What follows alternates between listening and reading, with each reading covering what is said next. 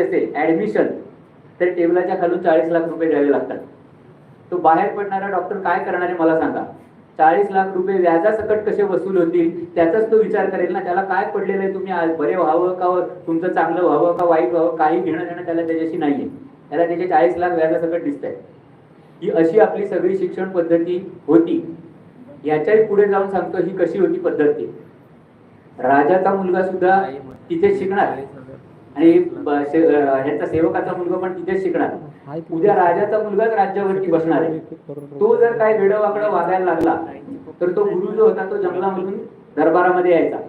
राजावर तिथे राहायच्यामध्ये यायचा, शहरामध्ये यायचा, राजाच्या दरबारात यायचा. राजाच्या दरबारात गुरु आला की तो राज्यावर बसलेला राजा आहे तो गुरु आला म्हणून सिंहासनावरनं खाली उतरायचा. माझं काय चुकलं ते सांगा. मग तो गुरु जो काय असेल तो तुझं काय चुकलंय ते त्याला सांगायचा. परत राजाला सिंहासनावर बसवायचा आणि परत जंगलात निघून जायचा. आज राज्यकर्त्यांवरती कोणाचा कंट्रोल राहिलेला आहे का वेगळा विषय आहे. पण काही कोणाला आपण म्हणतो आम्ही मत देतो 5 वर्षातनं एकदा आणि तुमच्या मताचं काय होत असेल आणि काय नाही याचा कसलाही काही भरोसा किंवा काही गोष्टी नाहीयेत. हे सगळं वेगळा विषय झाला. पण असं सगळी फुल प्रूफ असलेली आपली सिस्टीम ही मोडीत काढली गेली आणि नको त्या गोष्टी आपल्यावरती लादल्या गेल्या. तर हे आपल्या सगळ्या पुढच्या पिढीला आहे, 12 वर्षाच्या पुढच्या पिढीला त्यांना हे सगळं समजलं पाहिजे. एक सोपी गोष्ट तुम्हाला मी सांगतो म्हणजे तुम्हाला समजेल. जेवढ्या परफेक्टली नासा सांगतं की इतक्या वाजून इतक्या मिनिटांनी या ठिकाणाहून सूर्यग्रहण दिसेल तितक्याच परफेक्टली पंचांग सांगतं जे 2500 वर्षांच्या पासून आहे. आपले पूर्वज मूर्ख होते का. आपल्या सगळ्या मुलांना हे सांगितलं जातंय की तुम्ही सगळे अशिक्षित आणि अडाणी होतात. आम्ही इथे आलो, इंग्रजांनी सांगितलं आम्ही इथे आलो आणि तुम्हाला सुशिक्षित बनवलं.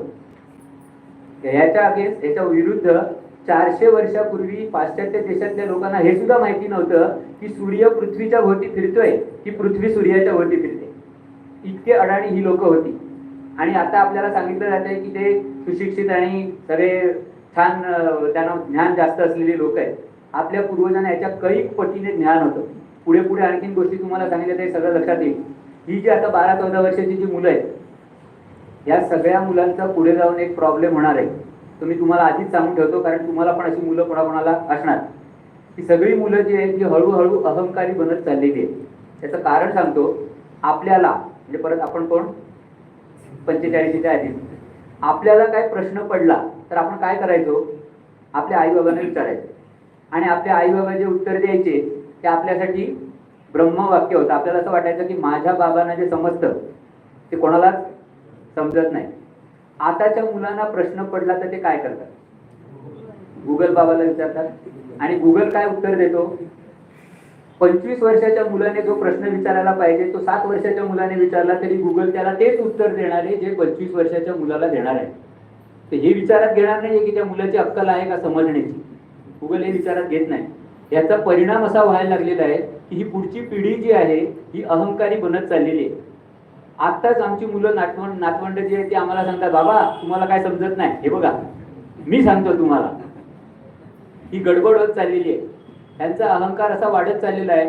एक मुलगा माझ्याकडे आला 2-3 वर्ष त्याला जॉब नव्हता म्हणून तो डिप्रेशन मध्ये आला होता. एक मुलगा आला होता असा आणि त्याने सांगायला सुरुवात केली की 3 वर्ष झाली मला जॉब नाही. असं नाही म्हटलं आधी कुठे होता. आधी होतो एका कंपनीमध्ये पण तिथे मी पेपर टाकला. मला पेपर टाकला हेच पहिल्यांदा कळलं नाही. मला पेपर टाकणं म्हणजे महाराष्ट्र टाइम्स लोकसत्ता नेऊन घरोघरी टाकतात तेवढंच माहिती होतं. पेपर टाकला म्हणजे त्याने राजीनामा दिला होता. का राजीनामा दिला म्हणतो माझ्या बॉसला काय अक्कल नाही. अरे पण त्याला अक्कल नाहीये तू राजीनामा टाकला तर 3 वर्ष कोणाला त्रास होतोय, त्याला त्रास होतोय का तुला त्रास होतोय. होतं तिथे राहा ना. जरा गोष्टी काहीतरी झाल्या तर त्याच्यावरनं डिव्होर्स होत आहे छोट्या छोट्या कारणांवर. याच्यापेक्षा चांगलं आणखी लग्न होण्याची शक्यता आहे का याचा विचार केला जात नाहीये. पण हा अहंकार जो आहे हा अशा पद्धतीने तुमच्याकडे तरी गावामध्ये हे प्रकरण खूप कमी आहे पण मुंबईमध्ये इतक्या प्रचंड प्रमाणामध्ये हे सगळं वाढतंय की दर 10 लोकांमधल्या एका माणसाचा डिव्होर्स होतोय. दर 10-20 लोकांमधला एक मुलगा जो आहे तो डिप्रेशन मध्ये या स्वतःच्या जॉब सॅटिस्फॅक्शनमुळे किंवा इतर गोष्टींच्यामुळे येत नाही. ही अशी प्रचंड हे तिकडे शहरांच्या मध्ये हे सगळं सुरू झालेलं आहे. याच्यासाठी आता सायकियाट्रिस्टची मदत घ्यावी लागते लोकांना. 10-15 वर्षाच्या मुलाच्या हातातला मोबाईल खेचून घ्या बघा तो मुलगा तुमच्या अंगावरती येईल मारामारी करायला. हे बाहेर होत चाललेलं आहे.